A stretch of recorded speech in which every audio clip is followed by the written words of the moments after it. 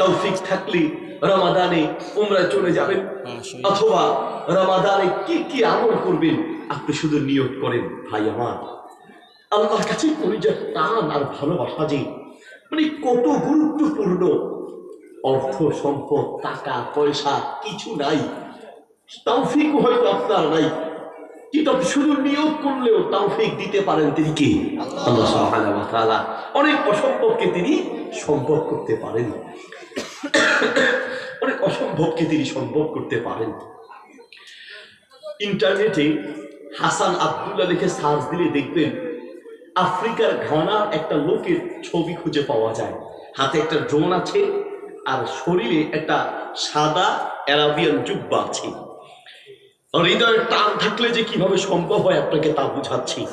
একদিন সে তার ঘরের সামনে দাঁড়িয়ে আছেন, তার ঘরটা একেবারেই ভাঙাচোরা, খুব গরিব অসহায় একজন মানুষ। তিনি ঘরের সামনে দাঁড়িয়ে আছেন, একটা ড্রোন নিয়ে তুরস্কের একদল লোক একটা ভিডিও তৈরি করতে তার এলাকায় গিয়েছে। যাওয়ার পরে সেই ড্রোন দিয়ে ভিডিও করছে, রেকর্ড করছে, রেকর্ড করতে করতে এক সময় ড্রোনটা উড়ে পড়ে গেল।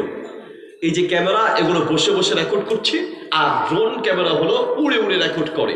প্রচন্ড বাতাস পেলে অনেক সময় ড্রোন মাটিতে পড়ে যায়। ড্রোনটা যখন পড়ে গেল, হাসান আব্দুল্লাহ সাহেব দৌড়ে গিয়ে সেই ড্রোনটাকে হাতে নিলেন, নিয়ে দাঁড়িয়ে আছেন, কি যেন চিন্তা করতে লাগলেন। আর অপরদিকে তুরস্কের যেই লোকগুলো ড্রোন, তারা মোবাইলে লোকেশন দেখে দেখে যেখানে ড্রোন পড়েছে সেখানে আসলেন।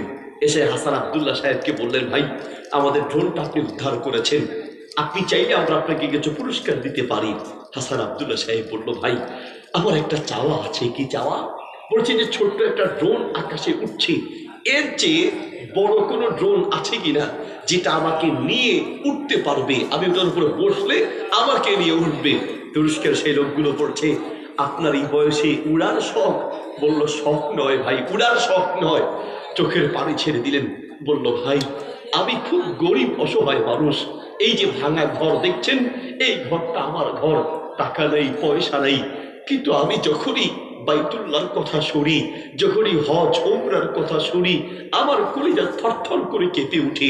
আমার মন চায় আমি যদি আল্লাহর ঘরকে সামনে রেখে একটু সেজদা দিতে পারতাম, সেই কালো গিলাপে মোড়ানো সোনালী অক্ষরে লেখা সেই কাবাকে সামনে রেখে যদি সেজদা দিতে পারতাম, একটু তাওয়াফ করতে পারতাম। আমার মন খুব যেতে চায়, কিন্তু আমি তো অসহায়, টাকা নাই পয়সা নাই, যাবো কি করে?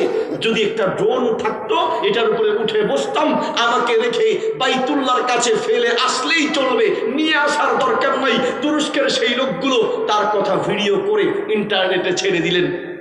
ইন্টারনেটে ছাড়ার পরে বিশ্বের বিভিন্ন ব্যবসায়ীরা তার ঠিকানা খুঁজতে লাগলো, ঠিকানা দেন, তার হজ উমরার দায়িত্ব আমরা নিব।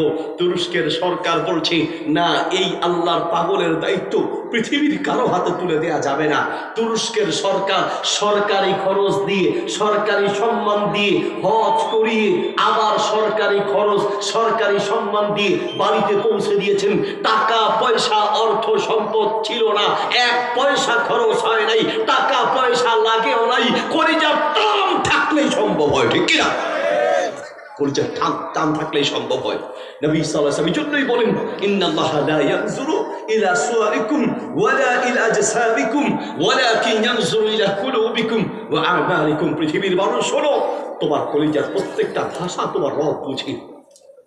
আপনার মনের কথা আপনি আপনার মাকে বুঝাতে হয়তো ব্যর্থ হয়েছেন, আপনি আপনার মনের কথা অনেক সময় আপনার বাবাকে বুঝাতে আপনি ব্যর্থ হয়েছেন, অনেক সময় আপনি আপনার কলিজার কথা আপনার সন্তানকে, বিবিকে, বাচ্চাকে, স্ত্রী তার স্বামীকে বোঝাতে ব্যর্থ হয়েছে। আল্লাহ বলেন, বান্দা আমি তোমার এমন দয়ালু রব, মুখ দিয়ে বলতে হবে না, তোমার কলিজার প্রত্যেকটা ভাষা আমি বুঝতে পারি, তোমার কলিজার প্রত্যেকটা ভাষা আমি বুঝতে পারি। আপনার কলিজার প্রত্যেকটা চাওয়া শব্দ যিনি বুঝেন তিনি কে? আল্লাহ সুবহানাহু ওয়া তাআলা। সেই আল্লাহ ভালোবাসা এই অন্তরে রাখা উচিত। এক নাম্বার অন্তরের আমল হলো ভালো ভালো কাজের নিয়ত করা। পারেন বা না পারেন, শুধু নিয়ত করেন, আমি এই আমল করব। যেই পরিমাণ নিয়ত আপনি করবেন, প্রত্যেকটা নিয়তের সওয়াব আপনি ইনশাআল্লাহ তাআলা পাবেন। দুই নম্বর হচ্ছে অন্তরের আমল আল্লাহ সুবহানাহু ওয়া তাআলার প্রতি ভালোবাসা। কিয়ামতের মাঠে যদি নাজাত পেতে চান তো আল্লাহর ভালোবাসা ছাড়া উপায় নাই। নবী মুহাম্মদ সাল্লাল্লাহু আলাইহি ওয়াসাল্লাম তিনি মাঝে মাঝে দোয়া করতেন, আল্লাহুম্মা ইন্নী আসআলুকা হুব্বাক ওয়া হুব্বা মান ইউহিব্বুক ওয়া হুব্বা আমালি ইউকররিবুনি ইলা হুব্বিক। আল্লাহ, আমি আপনার ভালোবাসা চাই, আপনাকে যারা ভালোবাসে তাদের ভালোবাসা চাই, এমন আমলের ভালোবাসা চাই যেই আমলটা আল্লাহ আপনার ভালোবাসা পর্যন্ত পৌঁছে দিবে। তাহলে নবী সাল্লাল্লাহু আলাইহি ওয়াসাল্লাম আল্লাহর ভালোবাসা পাওয়ার জন্য তিনি দোয়া করতেন। ওয়াল্লাহি, কিয়ামতের মাঠে কোনো ব্যক্তি আল্লাহর ভালোবাসা দয়া ছাড়া জান্নাত পাবে না। নবী সাল্লাল্লাহু আলাইহি ওয়াসাল্লাম বলেন, কিয়ামতের মাঠে কোনো ব্যক্তি জান্নাত পাবে না বিআমালিহি, তার আমল দেখিয়ে, ওয়ালা আনা, আল্লাহ নবী বলেন আমিও আমার আমলের বিনিময়ে জান্নাত পাবো না, ইল্লা বিরহমাতিহি, কেউ যদি জান্নাত পায় তবে আল্লাহর রহমতের কারণেই পাবে, কেউ নিজের আমল দেখিয়ে জান্নাত পাবে না। কিয়ামতের মাঠে কিভাবে আল্লাহ দয়া করে জান্নাত দিবেন তারও কিছু দৃষ্টান্ত হাদিসের কিতাব এসেছে, তারগীব ওয়াত তারহীব কিতাব এসেছে। কিয়ামতের মাঠে এক বান্দাকে কাছে ডাকবেন, ডেকে আমল নামা দেখিয়ে বলবেন, বান্দা এই গুনাহগুলো কি করেছো? ফেরেশতারা ভুল লিখেছে, লা ইয়া রাব্বি আযনাবতু, ইয়া রাব্বি, আমার রব আমি সব গুনাহ করেছি। ফেরেশতারা ভুল লিখেছে, লা ইয়া রাব্বি, ভুল লেখে নাই, একদম ঠিক লিখেছে, আল্লাহ আমি এই গুনাহগুলো করেছি। ফেরেশতারাও ঠিক লিখেছে। বান্দা তাহলে তোমার কি হবে বলো?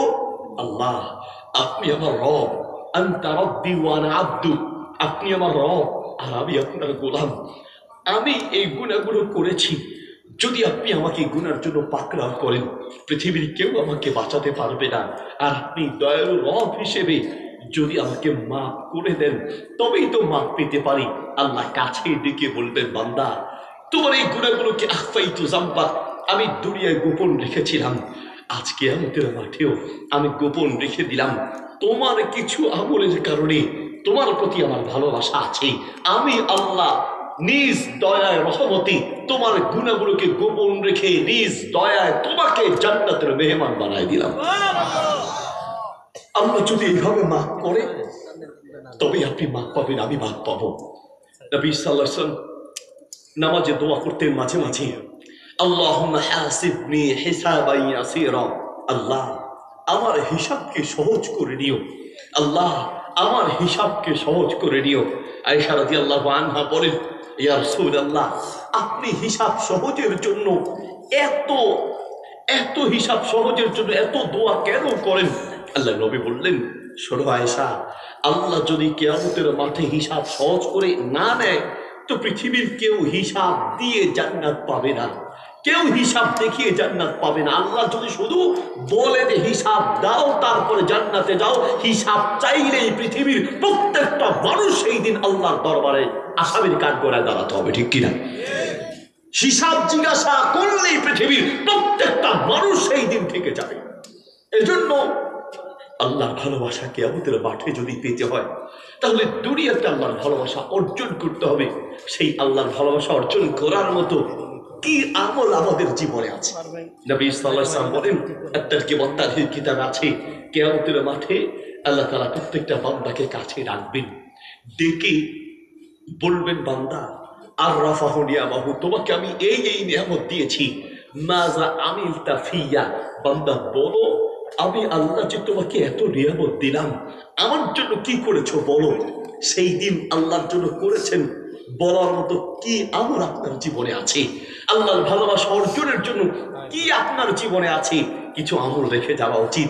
মাঝে মাঝে হয়তো আপনি যে মসজিদ মাদ্রাসায় মাহফিলে কিছু কিছু দেন, মাশাআল্লাহ, এই যে আল্লাহর জন্য কিছু কিছু টাকা দেন, যা দেন তার চেয়ে কয়েক গুণ বেশি গুনাহ আপনি কামান। ওই যে মাঝে মাঝে মাসে 5,000 10,000 টাকা আপনি মসজিদের